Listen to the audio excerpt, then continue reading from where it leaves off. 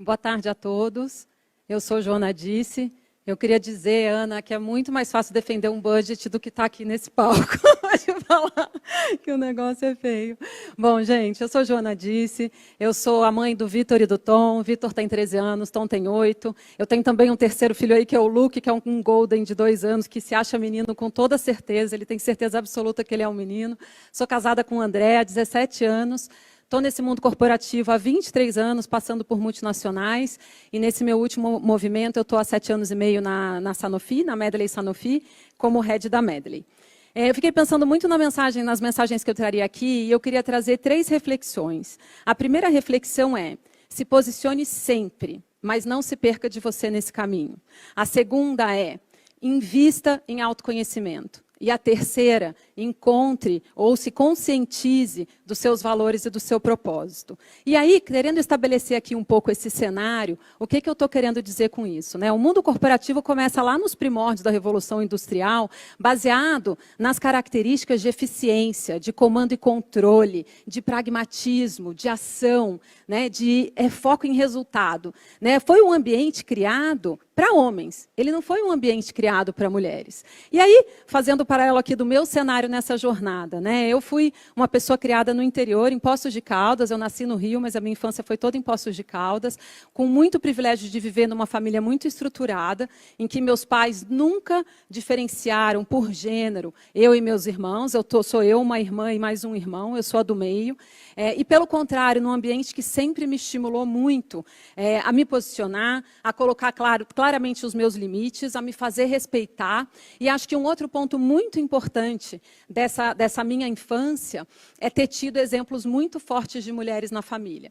Avós muito fortes, minha mãe muito forte, minha tia muito forte, e que sempre ouvia a frase: não dependa de ninguém financeiramente. Você vai estudar, você tenha seu trabalho e você viva aí conquistando o seu espaço. Então, vocês imaginem lá, eu com 17, 18 anos, entrando no mundo corporativo, vindo dessa bagagem. Né? E aí eu entro no mundo corporativo e acho que o primeiro choque é você ser primeiro um corpo do que um cérebro. Né? É como você se olha ali naquele ambiente que as pessoas, você começa a sentir os olhares e você fala: nossa, agora eu tenho que provar primeiro que eu sou um cérebro. Né? E você vai entrando nesse ambiente e vai começando a compreender como é que a banda toca. Né? E você vai entendendo que é um ambiente focado em resultado, que é um ambiente focado em ação, que é um ambiente muitas vezes ríspido, muitas vezes duro. E aí, como um ser humano, né, como seres humanos, somos seres sociais. Seres sociais querem pertencer. Para a gente pertencer, o que a gente faz? A gente se adequa.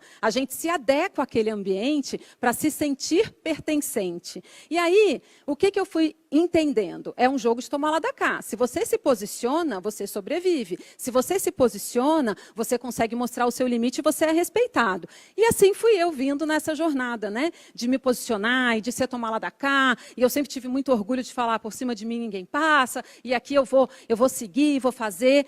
E aí, gente, em paralelo, eu sempre investi muito nesse caminho de autoconhecimento. E eu comecei a perceber, isso é uma jornada bastante longa, não é uma coisa que aconteceu da noite para o dia, mas o quanto esse tomar lá da cá, ou o quanto esse personagem que eu criei, me afastava da minha essência. E quanto esse personagem me endureceu com relação à vida, em todos os aspectos. Não só dentro do mundo corporativo, mas nas minhas relações, dentro com a minha família, né, nas minhas relações íntimas ou nas minhas relações profissionais. E o quanto foi custoso para mim manter e sustentar esse personagem que é tão distante de quem eu sou de verdade. E aí, investindo ainda nesse autoconhecimento, eu consegui entender quais são os meus valores pessoais, que são justiça e respeito, e eu consegui chegar no meu propósito, que é a humanização do mundo corporativo através dos atributos femininos em homens e mulheres. E por que eu falo isso? A Cristina Palmaca estava aqui na manhã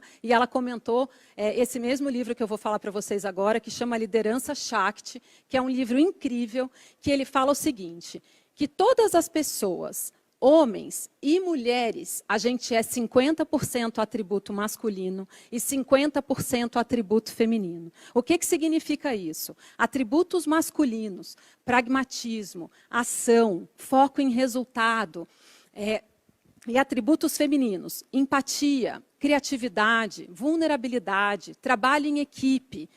E aí, gente, o mais incrível desse conceito, são forças, não são forças antagônicas ou opostas, são forças complementares e que a plenitude é atingida quando a pessoa tem os dois lados, as duas forças e aprende a equilibrar e aprende quando usar as forças. Porque vamos pensar, tá bom, então eu tenho um atributo feminino porque eu sou mulher e isso para mim é uma zona de conforto maior, eu tenho a criatividade, mas se eu tiver a criatividade e não tiver o plano de ação, eu não vou para lugar nenhum. Eu preciso ter os dois lados. Então, um complementa o outro, né? E quando eu falo humanização do mundo corporativo através do despertar desses atributos femininos, eu quero dizer que, assim, como o mundo corporativo ele foi pautado em cima dos atributos masculinos, a gente nunca teve a condição feminina considerada ali dentro, os atributos femininos reconhecidos ali dentro.